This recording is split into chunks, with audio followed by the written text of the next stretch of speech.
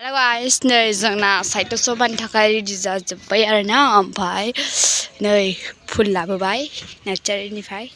बिराद बरिया फुला नै नायग्रा बिथांमोना नैबे फुलनि अनार ना नै सानैया नै बेसोर सानै बिसोरनि मालिक आरोना सान्दुङाव रानगोनसो ने रानगोनसो जा बरिया खानो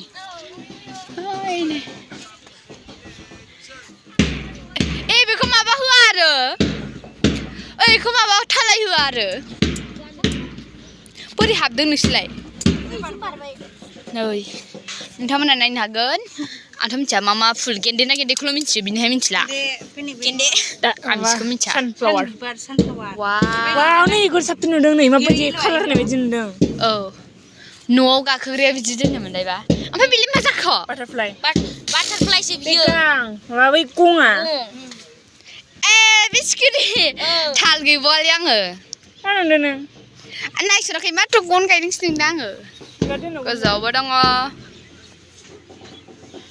मालाय गथ'आ फट' खेबजादों आरो नै दंबावोसो रानगोनलै बेनो सानथाम सानब्रैसोआव आंनिबाथ' दोनथ'नाङासोमोन ओमफ्राय बेखौ टाइल्स होआ आरो नैबेहाय माबानो मोननांगौ माने हाग्रा बायदि गोथां बोयो ग्रासलेन्ड होबानो जायोमोन नङा नै जे हाग्राखौ आराम जावखुनानै गुरलाब होबाखौथ' साइज नुगौमोन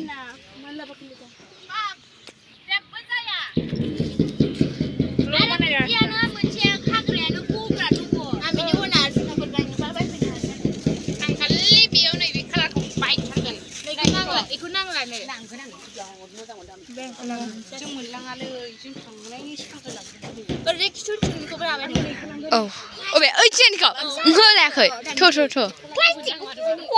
रानजोबगोन नै बियो माबागोनाव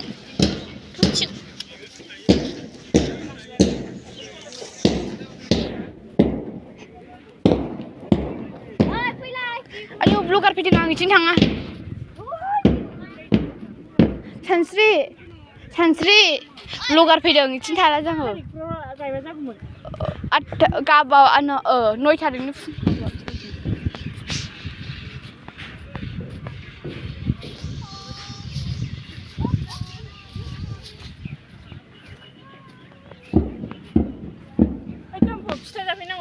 औ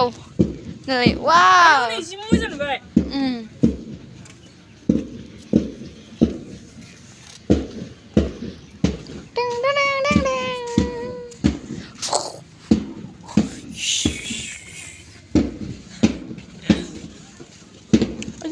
माइसि मोजां मा जातनि फुल दङ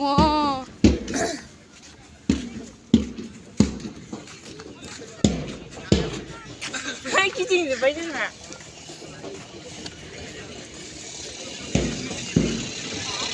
आं गिबाय